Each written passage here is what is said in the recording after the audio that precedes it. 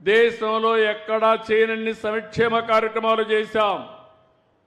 మీరు చూస్తే ఈరోజు పింఛన్లు ఇవ్వడం 63 లక్షల మందికి 4,000, 6,000, 10,000, 15,000 రూపాయలు పింఛనిచ్చే ఏకైక ప్రభుత్వం భారతదేశంలో తెలుగుదేశం ప్రభుత్వం, ఎన్డీఏ ప్రభుత్వం అని చెప్పి విజ్ఞప్తి చేస్తున్నా. ఎక్కడ ఎవరు ఇవ్వడం లేదు. 33,000 కోట్ల రూపాయలు ఖర్చు పెడుతున్నాం.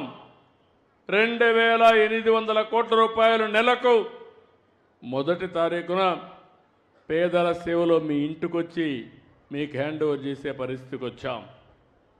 దీపం నేనే పెట్టాను, వంట గ్యాస్ ఇచ్చాం. ఇప్పుడు దీపం 2 కింద 3 సిలిండర్లు మా ఆడబిడ్డలకు ఇస్తున్నానని చెప్పి కూడా నేను మీకు తెలియజేస్తున్నా. అది కూడా కొన్ని ఇబ్బందులు ఉంటాయంటే ఆలోచిస్తున్నాను, ఇంకా ఏమైనా ఇంప్రూవ్ చేయగలుగుతామా? అవసరమైతే 4 నెలలకు ఒకసారి ఎవరైతే సిలిండర్లు తీసుకుంటారో మీ అకౌంట్కే డబ్బులు వేస్తే మీరు ఎప్పుడు కావాలంటే అప్పుడు తీసుకునే వెసులుబాటు మా ఆడబిడ్డలకు ఇస్తామని చెప్పి కూడా విజ్ఞప్తి చేస్తున్నా. అన్నా క్యాంటీన్ పెట్టాం. పేదలకు 5 రూపాయలకే భోజనం పెడుతున్నాం. మెగా డిఎస్సీ పెట్టాం. ఎవరైతే యువత ఉన్నారో మీ అందరికీ ఉద్యోగాలు ఇప్పించే బాధ్యత నాదని చెప్పాను. దాని ప్రకారం మెగా డిఎస్సీ ప్రకారం 16,500 ఉద్యోగాలు రాబోయే 15 తారీఖు లోపలనే పూర్తి చేసి స్కూల్స్ ఓపెన్ చేసే లోపల మీకు ఉద్యోగాలు ఇప్పించే బాధ్యత ఈ ప్రభుత్వం తీసుకుంటామని చెప్పి కూడా నేను మీకు తెలియజేస్తున్నాను. ఇది కాకుండా ఇంకో పక్క అన్నదాతకి 20,000 రూపాయలు ఇస్తా అన్న కష్టాలున్నాయి, ఇబ్బందులున్నాయి. కేంద్రం 6,000 ఇస్తుంది, రాష్ట్రం 14,000 ఇవ్వాలి. 3 విడతల్లో వారిచ్చే డబ్బులకి అదనంగా మనం కూడా 3 విడతల్లో అన్నదాత కార్యక్రమాన్ని పూర్తి చేసే బాధ్యత కేంద్రం వేసిన రోజునే మీ అకౌంట్లో డబ్బులు వేసే బాధ్యత తీసుకుంటామని చెప్పి కూడా నేను మీకు తెలియజేస్తున్నా. తల్లికి వందనం కూడా ఇస్తానని చెప్పాం. సూపర్ 6 చెప్పాం. నేను ఒకటే హామీ ఇస్తున్నాను, తల్లికి వందనం కూడా తొందరలోనే ఇస్తాం. చెప్పిన ప్రకారం ఎంతమంది పిల్లలుంటే అంతమందికి డబ్బులు ఇస్తామని కూడా హామీ ఇస్తున్నాను. మీ ఊరికి వచ్చినప్పుడు నాకు ఒక శుభవార్త.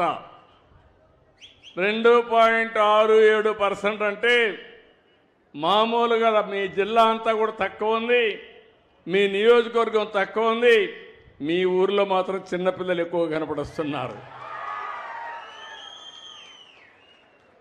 ఇది సంతోషం. లేకపోతే రాబోయే రోజు జనాభా తగ్గిపోతే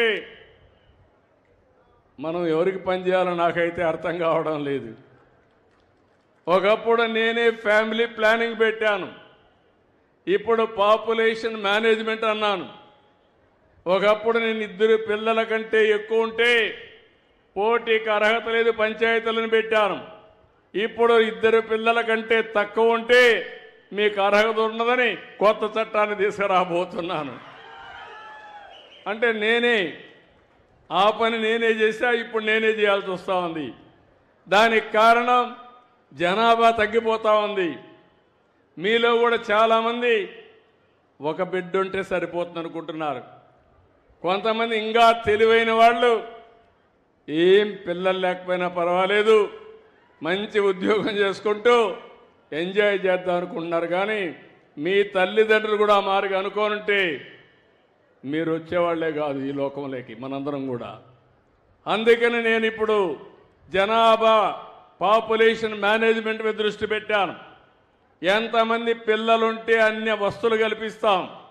పెద్ద కుటుంబం ఉంటే ఆ కుటుంబాన్ని ఆదరిస్తాం, ఇంకా కొన్ని ఇన్సెంటివ్స్ ఇస్తాం, ఆర్థికంగా ఆదుకుంటామని చెప్పి మరొక్కసారి మీ అందరికీ హామీ ఇస్తున్నా. ఇలాంటి కార్యక్రమాలు చేసి ఈరోజు మనం ముందుకు పోతేనే మీరు చూశారు, రోడ్లన్నీ ఒకప్పుడు ఎక్కడ చూసినా గుంతలు. ఈరోజు రోడ్లు బాగున్నాయా లేదా అని మిమ్మల్ని అడుగుతున్నా. బాగున్నాయంటే చేలు పైకెత్తండి. ఇంకా ఈ రోడ్లు బాగుండాలి, అవునా కాదా? అందుకే భవిష్యత్తులో ఆలోచిస్తున్నాను. ఏ రోడ్డు కూడా గుంత పడకుండా, పాఠం లేకుండా మనం ట్రావెల్ చేసే పరిస్థితి రావాలని చెప్పి కోరుకుంటున్నా. దీనికి కూడా ఏమేం చేయాలో ఆలోచిస్తున్నాను. ఇప్పుడైతే గుంతలన్నీ పూడ్చాం, భవిష్యత్తులో మెయింటైన్ చేయాలి, పక్కాగా ఉండాలి. రాను రాను ఆర్థిక వ్యవస్థ మెరుగవుతుంది. అలాంటి సమయంలో మనకు రావాల్సిన నాగరిక ప్రపంచంలో రోడ్లు కూడా బాగుండాలని చెప్పి కూడా నేను మిమ్మల్ని కోరుకుంటున్నా. ఈరోజు ఇంకొక పక్కన మీరు ఒకసారి చూస్తే, నేను ఒక ప్రాంతానికో లేకుంటే కొన్ని గ్రామాలకు కాకుండా అభివృద్ధి వికేంద్రీకరణ కోసం ఆలోచిస్తున్నాను. మీరు ఎప్పుడు ఊహించుండరు. మీ సెక్రటరీ, పంచాయతీ సచివాలయం సెక్రటరీ మాట్లాడాడు, ఆయన తలసరి ఆదాయం మాట్లాడాడు. ఒకప్పుడు మా సెక్రటరీస్కే అర్థమయ్యేది కాదు తలసరి ఆదాయం అంటే ఏంటో, వాళ్ళకే అర్థమయ్యేది కాదు. ఈరోజు కలెక్టర్స్కి అర్థమయ్యేది కాదు. నా ఉద్దేశం ఒకటే, సంపద సృష్టించబడాలి, ఆదాయం పెరగాలి. అదే సమయంలో పేదరికం అనేది పెద్ద శాపం.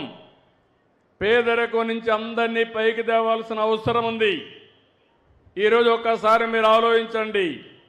ఈ ఊరుంది, ఈ ఊరిలో కొంతమందికి భూములు ఉన్నాయి, కొంతమందికి చేతి వృత్తులే ఆధారంగా బతుకుతున్నారు, కొంతమందికి కూలి పని తప్ప వేరే పని లేకుండా కూలి పని ఉంటే కూలి పని చేస్తారు, లేకుంటే పస్తులుండే పరిస్థితి వస్తూ ఉంది.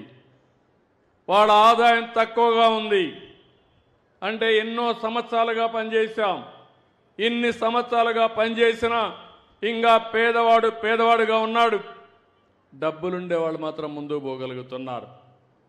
ఇంకొక విషయం కూడా మీరు గుర్తుపెట్టుకోవాలి. ఆర్థిక సంస్కరణలు వచ్చాయి, రోడ్లు వేసాం, కరెంట్ వచ్చింది. ఈరోజు ఇక్కడ చూస్తే విండ్ మిల్స్ వచ్చాయి, గాలి మరలు వచ్చాయి.